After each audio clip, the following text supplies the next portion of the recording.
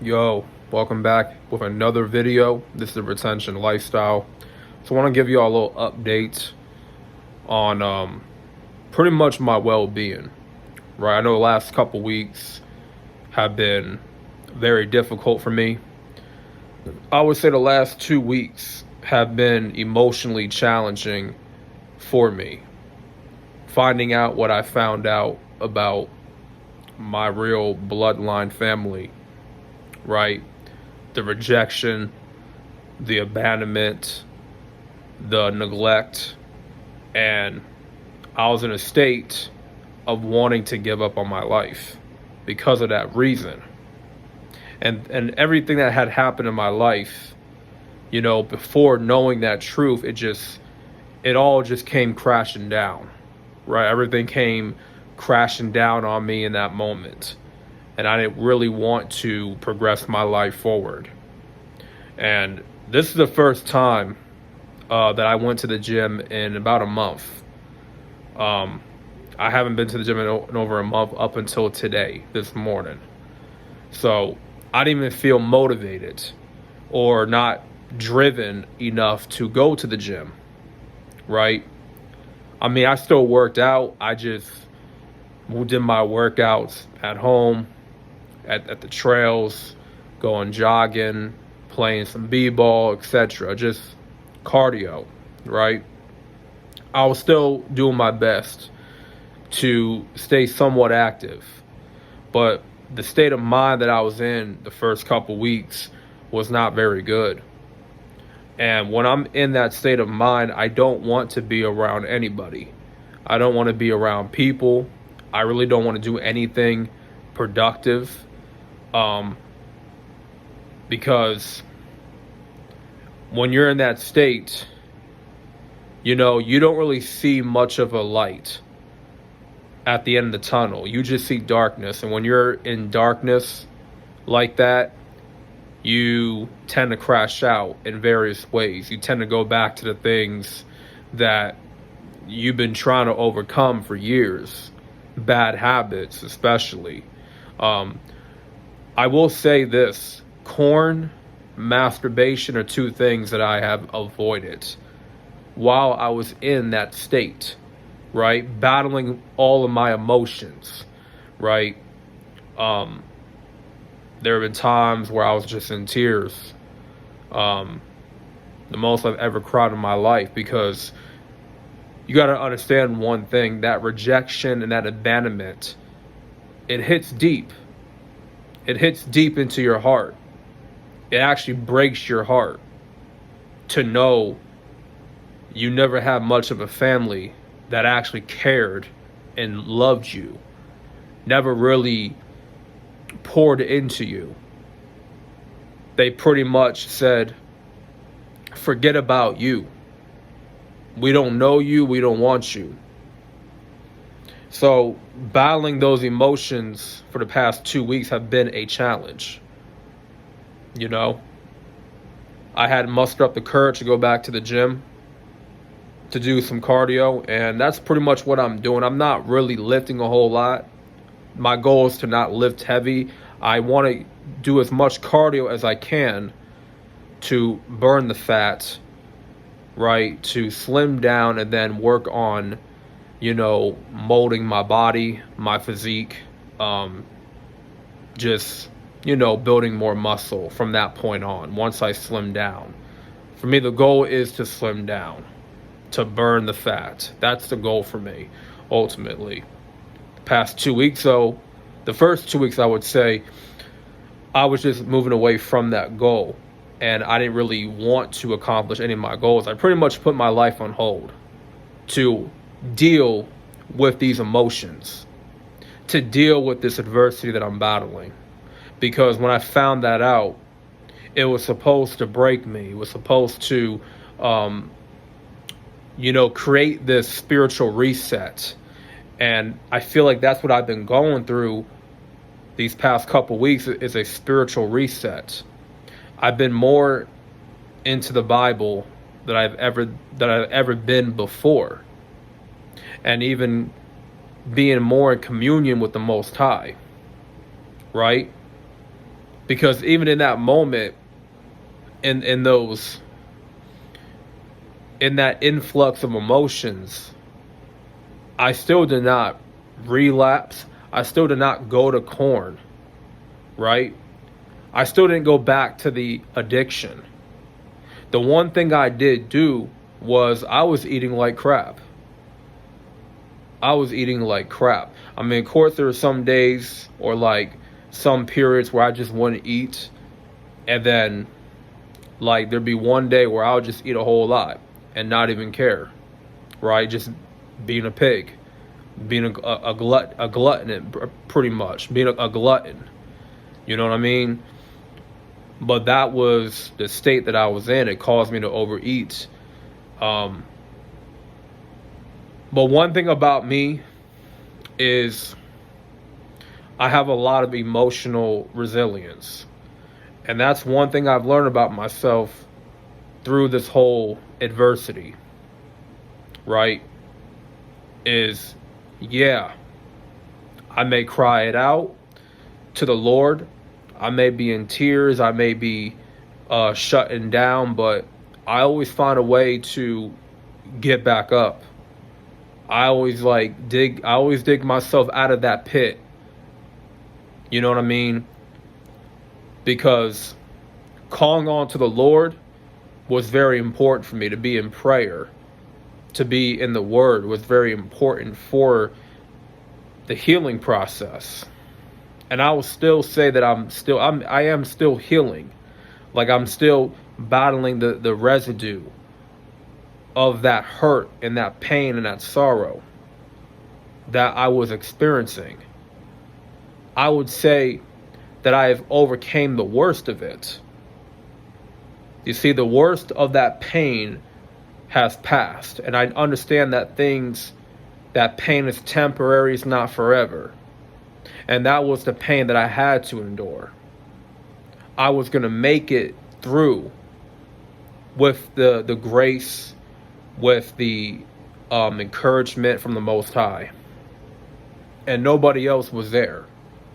Mind you, no one else was there to be there for me and to really kind of tell my story. I don't really have much of a family right now. The only family that I have left, if I can be quite frank with y'all, is my mother. That's it. That's the only family that I have left in my life. So, only really her is pretty much all I have. I don't have anybody else. You know what I mean? No friends, no real relationships in my life. And I understand things happen. You know, we as people, we can, go our own separate ways. Life happens where not every relationship or friendship that you are in is going to be for the long term. Because sometimes people grow apart. Life happens to where y'all become separated. Y'all go your way, I go my way pretty much. Or you're just around too many toxic, negative people in your life and you need to separate yourself from them. You're trying to be on a better path for your life, and you see that these friends of yours, they're not on the same path that you're on as of right now. Their bad habits or their negative energy, their tendencies can hold you back. And you can tell when, you're in a fake friendship, where the friendship that you're in, it's not genuine. That the people that you are around don't actually care about you. It's very rare to find people in your life that actually care about you from the heart. I have struggled to find people like that my whole life. I've been lucky to find at least maybe a couple people like that somewhat, but not to a point where you can sustain those relationships. And look, I'm a work in progress myself. I was more younger at a point in time where I was immature. Um, didn't have a better understanding at that time of how to cultivate genuine relationships or how to really sustain them. I mean, I always tried my best to be a people pleaser and to go out of my way for people, to do favors for people, and I would do that. You know, I would be someone that would put others first before I put myself first, right? I put others first before me. And that's something that can come back at you and slap you in the face later on. You got to really take care of yourself first because no one else is going to do it for you. And, you know, me healing right now is very important. And at the end of the day, I'm a grown man. This is something that I can't let defeat me, even though there's a lot of pain in that rejection, in that abandonment. The father wound is still there. So the only way that I can overcome and heal is by the word of the Most High and stick to the path that I'm on. Be in communion with the Lord always and be in prayer. I mean, that's the most important thing for me in my life. That's priority. You know, my relationship with Christ is priority above everything else. And it had to happen this way because it put a lot of perspective, right? And it allowed me to go through a spiritual reset where, you know, all my eyes and my heart is toward the Lord, nothing else. I essentially said, fuck family. Family don't matter to me at all. Family don't mean nothing to me. Because growing up, I didn't have much of a prime example of what a together, you know, like how a family's supposed to be together in communion with one another, united. I'd never seen that example play out in my life to where, you know, you got the mom and the dad in the picture. You just have siblings and all these relatives interact and get together. There was never that sense of togetherness in my family. I mean, the family that I had to grow up in, right, more like my white family,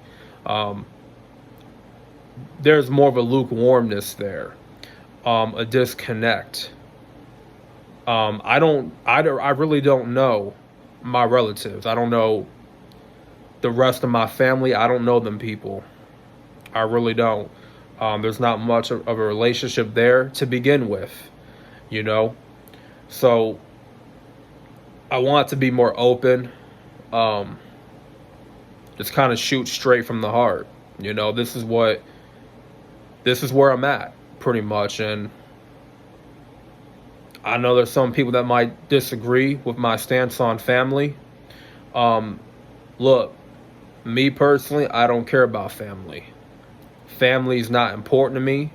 What's more important to me is my health and wellness. You know, me being in better shape, my relationship with the Most High, and other things that come to me, you know, like opportunities or different career paths and whatnot. You know, my calling in this life. That's what really matters. You know? I mean, it's a shame that I had to come to this conclusion, but nonetheless, here I am. So I'm still kicking it, man, at the end of the day. Try to keep my head up always. Keep pushing forward, keep progressing. I had to go back to the gym this morning. You know, I go to the gym. It's more of a mental game for me. It's more of a way to sharpen my mind, to get me in the right state of mind. And I notice that every time I go to the gym, I get myself in the right state of mind. My emotions are into the workout itself. It's not into anything else. anger, if not controlled, can be dangerous, and it can be a sin, right? In the Bible, it says, you know, when you're angry, do not sin, right? And there have been plenty of times in this period that I'm currently in where I have been angry. I have shown anger, but I did not direct any of my anger to anybody else. I confess to the Most High that I'm angry, that I feel really hurt and neglected and rejected. And I had to let him know I got a lot of anger in my heart. And I need your assistance on how to better manage this anger that I have in my heart. So, you know, that's something that I have more control over, because I've always practiced to, when I'm angry, I don't ever direct my anger to anyone else. I never go that far, you know, because that can end pretty badly. I don't believe in directing negative energy onto other people. Someone can be having a great day, a blessed day, and I come in with my negative energy, me being all angry and stuff, and I ruin their day. How's that going to make them feel? Knowing that I came in and I ruined their day with my negative energy. That's not going to look good. You know what I mean? Like, you never want to take out your problems on other people, because you don't know what other people are battling in their own life. You feel me? So, I mean, the best thing you can do when you're angry is to direct that anger onto working out, exercising. That's the best way to, you know, redirect that anger, right? Or, you know, if you have a punching bag, you know, use the punching bag. You know, beat the shit out of the punching bag. Knock it out if you may. You know, take all your anger and frustration out on the bag. That's the best way to manage your anger. So, yeah, man, I really don't have a title for this video. Originally, I was going to title it, I went back to the gym after a whole month, but I mean, I'm talking more about than just the gym, right? Like, I'm just telling y'all more about myself and, you know, being a little bit personal with y'all. And that's something I don't normally do. So, yeah, man, I don't know what I'm going to title this video. I have no idea. I'll figure it out. So with that being said, thank y'all for watching. Like the video. More content is to come. I'm out. And peace.